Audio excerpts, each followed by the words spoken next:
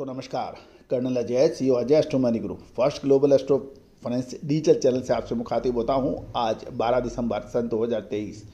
दोस्तों, grains, spices, oil seeds, pulses, cotton, Boolean, metal, crude एवं stock market पर देश का पहला चैनल है जो लगातार अपडेट और विश्लेषण आप तक प्रस्तुत करता है। दोस्तों, Indian system of analysis and fundamental analysis दोनों के संयुक्त प्रयास से हम एनालिसिस भी देते हैं, साथ साथ देश दुनिया की खबर से आपको लगातार रूबरू कराते हैं। दोस्तों, आज के एपिसोड में हम चर्चा करेंगे गेहूं के बारे में। गेहूं का सरकारी स्टॉक लगातार घटकर न्यूनतम स्तर पर आने के समाचार मिल रहे हैं। जानिए पूरी रिपोर्ट विस्तार से। 12 दिसंबर फ्लोर मिल्स की सीमित मांग होने के कारण मंगलवार को गेहूं की कीमतें दिल्ली में सुबह के सत्र में स्थिर बताई जा रही हैं। दैनिक आवक बढ़ने के भी समाचार हैं।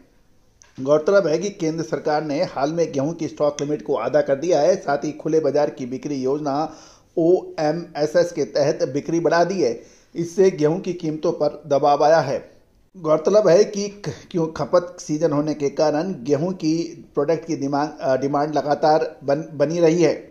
लॉरेंस रोड पे दिल्ली में राजस्थान के उत्तर प्रदेश गेहूं के दाम 2500 रुपये प्रति क्विंटल पर स्थिर हो रहे हैं, जबकि मध्य प्रदेश और राजस्थान के गेहूं की कीमतों में 2500 रुपये प्रति क्विंटल बताई जा रही है।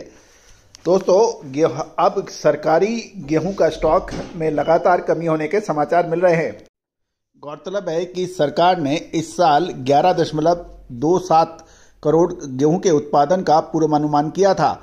उस वक्त भी हमने कहा था कि ये जो 11-11.25 करोड़ टन अनुमान है ये हमें मंजूर नहीं है और हम लगभग 10.5 करोड़ टन गेहूं के उत्पादन की बात कर रहे थे, जिसको बाद में USDA ने भी कंफर्म किया था। और पूर्वानुमान के मुताबिक 10% कम गेहूं का उत्पादन हुआ है। गौरतलब है कि सरकारी गेहूं का स्टॉक अब लगभग 7 वर्षों के निचले स्तर पर पहुंचने की संभावना बन गई है।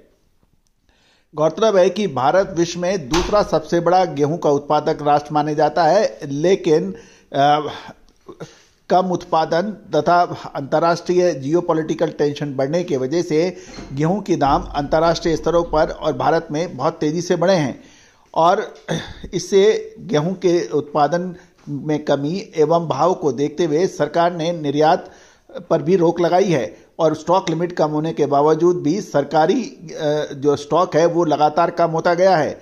2023 से देखें तो उच्चतम स्तर पर यदि अंतर्राष्ट्रीय बाजारों में देखें तो अमेरिका में गेहूं की कीमतें लगभग 35% से अधिक कम हुई है, और साथ साथ भारत में गेहूं के निर्यात पर रोक लगाई होने के बावजूद भी पिछले कुछ महीनों के दौरान इसकी गेहूं की कीमतों में 20% से अधिक की कमी आ गई है, जिसका पूर्व अनुमान हमने आपको दिया था।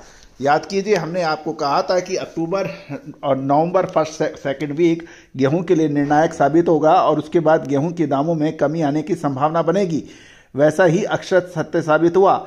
मार्च अप्रैल के अंदर जहां गेहूं के भाव 2200-2300 रुपये थे, वो बढ़कर 2800 से 3000 रुपये अक्टूबर नवंबर महीने में में पहुंचे थे। उस वक्त हमने आपको कहा था कि समय पे मुनाफा वसूली करना अत्यंत आवश्यक होता है, अन्यथा चक्रव्यूह जैसा स्थिति हो जाती है।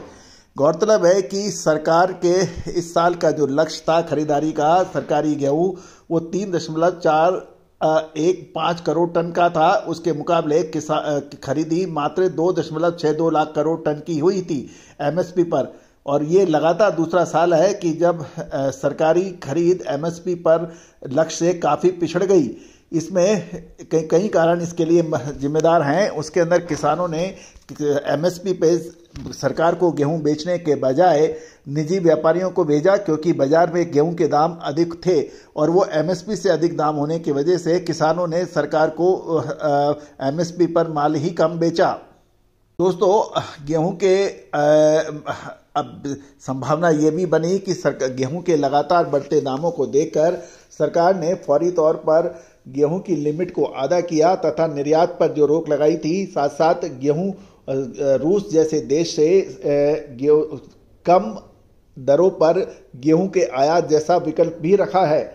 गौरतलब है कि अब खबर ये भी निकल के आ रही है कि मौजूदा समय में के गोदामों में गेहूं का स्टॉक अब घटकर 1.90 करोड़ टन के स्तर पर पा गया है। और यदि हम आंकड़े के इसकी बात माने तो ये गेहूं का नवीनतम स्टॉक 7 वर्षों से सबसे नीचा है। और अब सरकार को कुछ महत्वपूर्ण कदम उठा सकते हैं। दोस्तों, हमारा चैनल आपको प्रयास ये करता है कि हर महत्वपूर्ण घटना का अग्रिम आपको संकेत दें। याद कीजिए, अक्टूबर महीने में हमने आपको अपडेट दिया था, साथ साथ नवंबर महीने में भी अपडेट दिया था कि ऊपरी स्तरों पर गेहूं के दाम ये उच्चतम स्तर पे हैं, इसमें माल बुक कर लेना उचित रहेगा। जबकि जो फर्दर गेहूं में तेजी देखने के कारण थे, उनका ये कहना था कि लगातार स्टॉक कम होता जा रहा है और अभी नई गेहूं की नई फसल आने में काफ़ी समय बाकी है।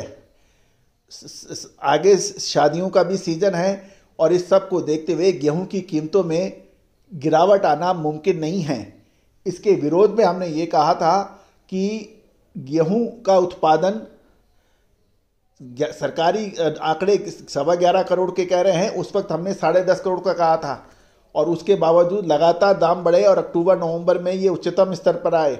और उसके बाद हमने यही कहा था कि आगे 2024 में लोकसभा इलेक्शन हैं और साथ साथ 5 राज्यों के इलेक्शन भी हैं। उसके अंदर उसको और आगे सरकार किसी भी कीमत पर महंगाई बढ़ने नहीं दे सकती है। उसको देखते हुए सही समय पे मुनाफा वसूल करना चाहिए।